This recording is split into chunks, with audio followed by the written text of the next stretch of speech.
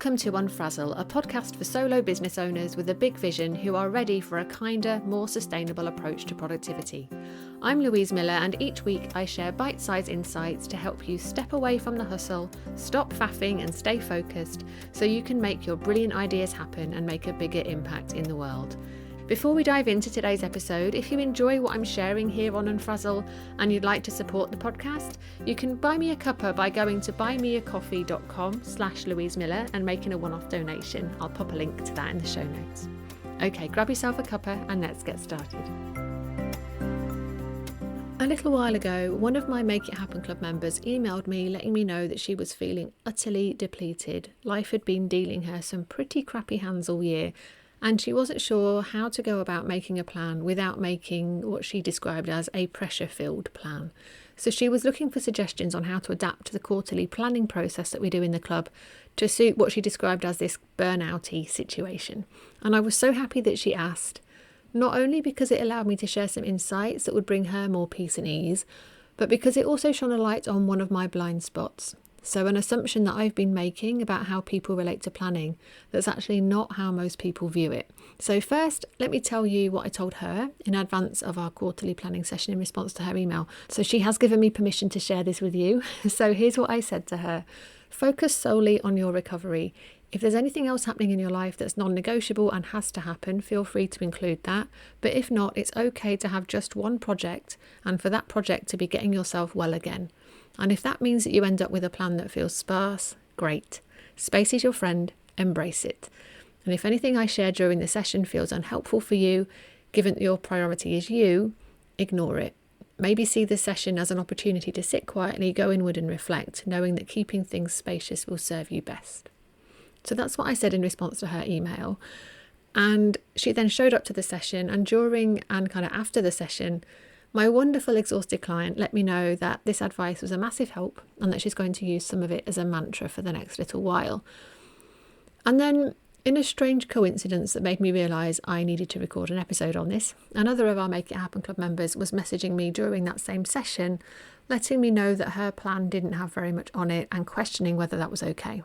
And my answer again was a resounding yes, because I know that one thing this person discovered during her time in the club is that putting too many things on her plan makes her feel rubbish.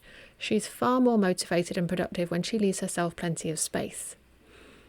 So reflecting on the messages that I received from those two people on that same day made me realise that I think about planning in a different way to a lot of people, and that it would be a good idea to talk about that some more. So here's the controversial thought that I want to share with you today. If you're feeling depleted, that doesn't mean you shouldn't plan. So I suspect that many people would say that trying to do some planning when you're exhausted is a bad idea, that it will add pressure and fry your nervous system even more. And in extreme cases, that might be true. And I also think there's a way for planning to be helpful. So I should say at this point that I am not an expert in burnout. If you are unwell and unable to make any decisions at all, please seek out support from someone who is an expert. But if you're feeling depleted and you have at least some capacity to do this, then sitting down quietly in a cosy spot with a cuppa to create a plan can actually be a really good thing when it's done gently, intentionally, and with a specific purpose in mind, that purpose being to help you recover. So what I think most people fail to realise about planning is that it can be all about deciding what not to do, giving yourself permission to say no, to acknowledge that you're not firing on all cylinders, and so some things will have to not happen. And to make that a choice.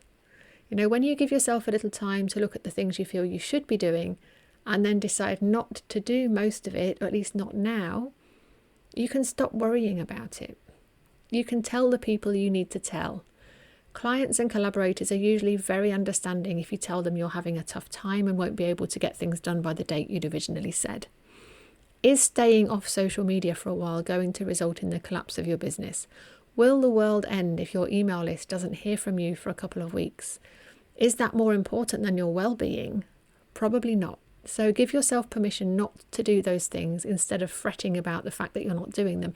Either way, if you want to prioritise your health, those things are not getting done.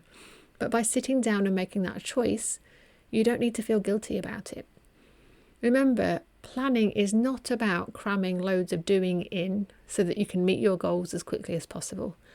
And it's also not about planning out exactly what you'll be doing every minute of every day, leaving zero wiggle room for you to be human. It's about paying attention to how you're doing and choosing where to focus your time and energy so you can move closer to your vision and take care of yourself along the way. And if that vision includes being healthy and not working yourself into the ground, it's okay to have a season where the main focus is taking care of yourself. And if that means you have a plan that feels a little empty or sparse, embrace it. When you're exhausted, you need space to recover.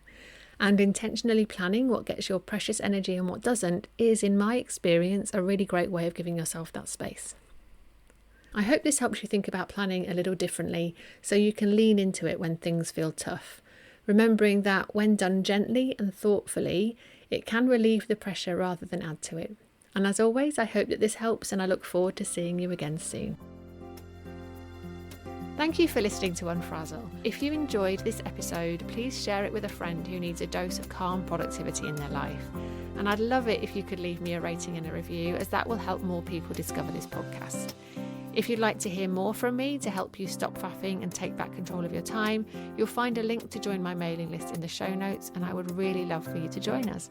So thanks so much for your support, and I look forward to seeing you next time.